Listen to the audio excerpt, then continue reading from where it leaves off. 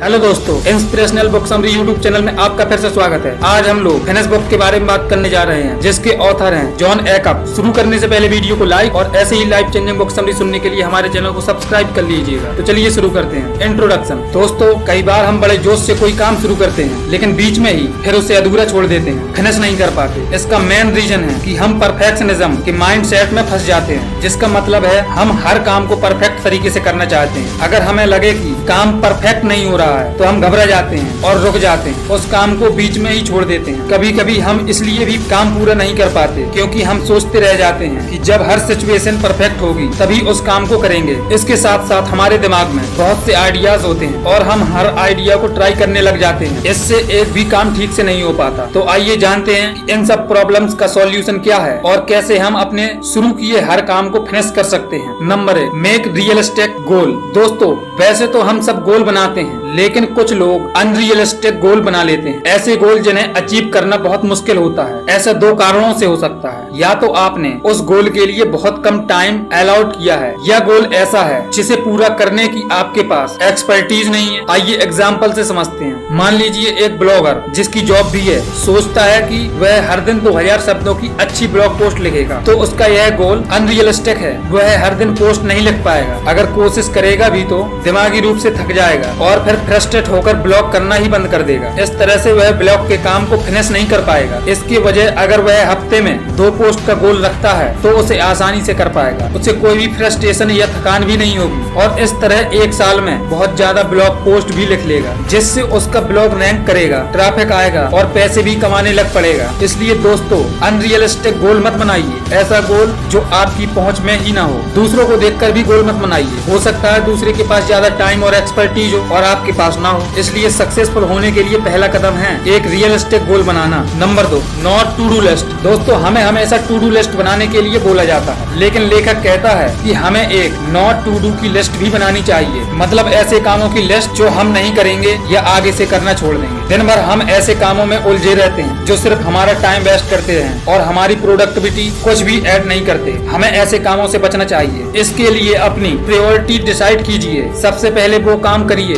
जो सबसे ज्यादा इम्पोर्टेंट है। ऐसे काम न करें जो आपका टाइम वेस्ट करते रहें। जैसे आपकी नॉट टू डू लिस्ट में ये काम आ सकते हैं: फालतू की मीटिंग्स, कॉन्फ्रेंसेस या seminar, TV, Facebook, TikTok, YouTube आदि। बहुत से लोग घंटों टीवी देखते रहते हैं। उन्हें लगता है उन्हें हर न्यूज का पता होना चाहिए, नहीं तो वे बाकी लोगों से पीछे रह जाएंगे। लेकिन दोस्तों, टीवी जरा भी जरूरी नहीं होता। इससे आप कुछ भी अचीव नहीं करते। और अगर आपको कोई न्यूज पता नहीं होगी तो भी आपकी लाइफ रुक नहीं जाएगी। इसलिए इन सब चीजों का टाइम बहुत लिमिट कर दीजिए। जैसे एक राइटर को अगर नॉवेल लिखना है तो उसे सुबह उठकर सबसे पहले राइटिंग का काम करना चाहिए, ना कि एफबी या टीवी पर न्यूज सुनने बैठ जाना चाहिए। इससे उसके दिमाग में हजारों फालतू के थॉट्स आ जाएंगे और नॉवेल्स के अच्छे थॉट्स खत्म हो जाएंगे। तो इस तरह इन फालतू की चीजों को ना करके आप अपने लिए बहुत सा टाइम जुटा लेंगे, जिससे आपको इम्पोर्टेंट काम के लिए बहुत सा समय मिल जाएगा। Number 3, make work fun. दोस्तों, हम हमेशा दूसरों को कहते सुनते हैं कि सीरियस होकर काम करो। स्कूल से ही टीचर्स भी सबको साइलेंट होकर बैठने को कहते हैं और सीरियसली स्टडी पर ध्यान देने को कहते हैं, लेकिन सीरियस होकर काम करने से वह बोझ लगता है। इसलिए बहुत से लोग काम को फिनिश नहीं कर पाते क्योंकि वे बोर हो जाते हैं और थका थका सा फील करते हैं। ऐसे लोग फिर नया काम भी करना नहीं चाहते। इसलिए लेखक कहते हैं कि हर काम को मजेदार बना लो। इससे वह बोझ नहीं लगेगा और आप उसे मजे से कर पाओगे। कितना अच्छा हो अगर टीचर्स भी हर सब्जेक्ट को फन बना दें, उन्हें गेम्स और प्रोजेक्ट करवाएं, उन्हें अपनी बात चाहे वह उल्टी सीधी हो रहने दें, बाद में उसमें सुधार कर दें। इससे हर बच्चा पढ़ना चाहेगा और कोई फेल नहीं होगा। लेकिन स्टडी को बहुत बोरिंग तरीके से पढ़ाया जाता है और बच्चों को यह बोझ लगता है। इसलिए बहुत से बच्चों का पढ़ाई करने का मन ही नहीं करता। दोस्तों, आप अपने काम को फन कैसे बना सकते हो? इसके लिए भी कुछ तरीके ऐसे हैं। हर आधे घंटे में ब्रेक लेते रहें, मनपसंद म्यूजिक सुन लें, गार्डन में छोटी वॉक ले लें, जोक्स पढ़कर हंसें, किसी डांस नंबर पर डांस करें आदि। तो दोस्तों, इस तरह आप लगातार काम कभी न करें, बीच बीच में ब्रेक लेते रहें और ऊपर दिए कोई से भी फन फील काम करते रहें। इससे आप हर पल फ्रेश रहोगे और आपको लगेगा ही नहीं कि आप कोई बहुत बड़ा काम कर रहे हैं। जैसे अगर एक राइटर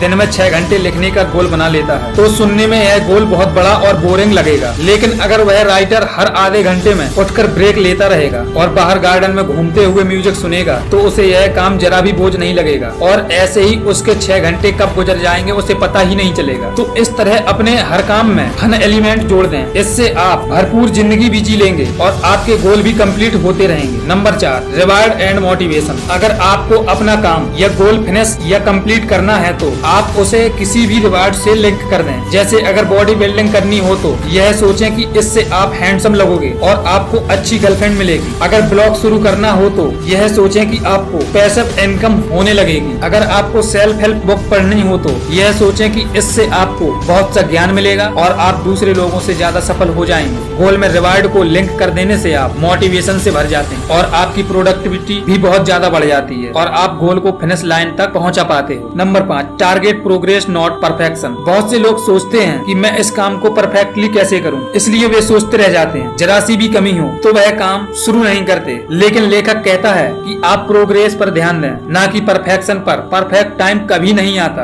और ना ही परफेक्ट मूड या मोटिवेशनल। आपके पास जो है उसी से काम पर जुट जाएं। पहले काम का रफ वर्जन ही बना लें, फिर उसमें इम्प्रूवमेंट करते जाएं। इससे अपने आप ही परफेक्शन आती चली जाएगी। जैसे विंडो का पहला वर्जन परफेक्ट नहीं था, लेकिन विंडो 10 तक आते आते बिल गेट्स ने इसे परफेक्ट बना दिया, बल्कि वे आगे भी इसमें इम्प्रूवमेंट करते जाएंगे। इसलिए दोस्तों, परफेक्शन के इस सिंड्रोम से बचिए। आप सिर्फ काम पर ध्यान दीजिए। यह मत सोचिए कि अगर यह कमी रह गई तो क्या होगा, लोगों को पसंद नहीं आया तो क्या होगा। यह सब बिल्कुल भी न सोचें। पहले काम कर दीजिए, फिर लोगों का फीडबैक देखकर उसे सुधारते जाइए। परफेक्शन इस तरह आती है। हर लेखक के नोवेल का पहला ड्राफ्ट बहुत ही बुरा दिखता है, लेकिन फिर वे उसे कई बार एडिट करके सुधारते जाते हैं। इस तरह फाइनल ड्राफ्ट बहुत अच्छा बन जाता है। इस तरह आप गोल में प्रोग्रेस करें, परफेक्शन अपने आप आती चली जाएगी। Number 6, leave your hidden places. दोस्तों, बहुत से लोगों को जब भी नया काम करना होता है तो वे उसे न करने की एक्सक्यूज ढूंढ लेते हैं। एक्सक्यूज को ही ऑथर ने हिडन प्लेसेस कहा है। जैसे आपका बिजनेस शुरू न करने का क्या एक्सक्यूज है, इसमें बहुत पैसा लगता है, लेकिन ध्यान से समझेंगे तो ऐसा नहीं है। बहुत से बिजनेस ऐसे भी हैं जो 10,000 में लगाए जा सकते हैं और सबसे अच्छा एग्जांपल तो ब्लॉग का ही है। इसके लिए शुरू में आपको सिर्फ डोमेन नेम और होस्टिंग के लिए ही खर्च करना होता है। दूसरा एक्सक्यूज हो सकता है मुझे बिजनेस लगाने की जानकारी नहीं है, लेकिन आप इसके लिए ऑनलाइन बिजनेस की किताबें पढ़ सकते हो। इस ब्लॉग पर भी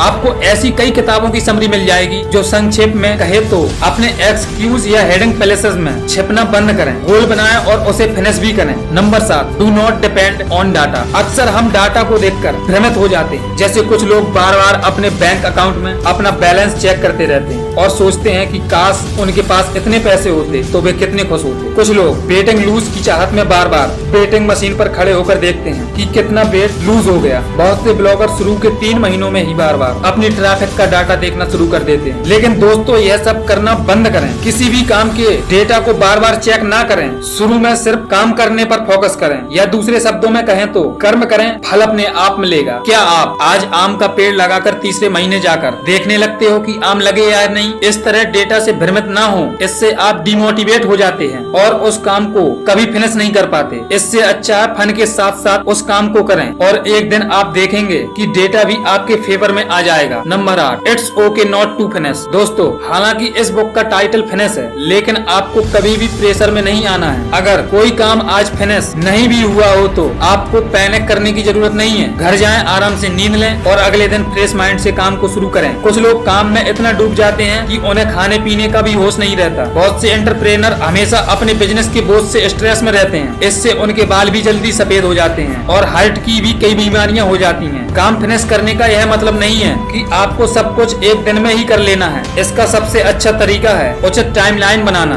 अगर 2000 शब्दों की अच्छी ब्लॉग पोस्ट है तो इसके लिए 3 दिन देने चाहिए। अगर आप 1 या 2 दिन में लिखने का टाइम तय करते हैं तो आप प्रेशर में आ जाएंगे। इससे आपकी हेल्थ तो खराब होगी, साथ ही पोस्ट की क्वालिटी भी अच्छी नहीं हो पाएगी। दोस्तों, बिजनेस या दूसरे प्रोजेक्ट सालों में लगते हैं, इसलिए हड़बड़ी किस बात की। हर चीज आराम से करें और वह भी फन एक्टिविटीज के साथ करें। काम भी करें और लाइफ में भरपूर एंजॉय करें। यही इस किताब का मैसेज है। तो दोस्तों, यह थी फिनिश बुक की समरी। आप इस समरी से क्या सीखे मुझे कमेंट बॉक्स में जरूर बताएं। इस वीडियो को अपने दोस्तों और अपने फैमिली मेंबर्स के साथ जरूर शेयर कीजिए। वीडियो अच्छा लगा हो तो वीडियो को लाइक और चैनल को सब्सक्राइब कर लीजिएगा। Thank you.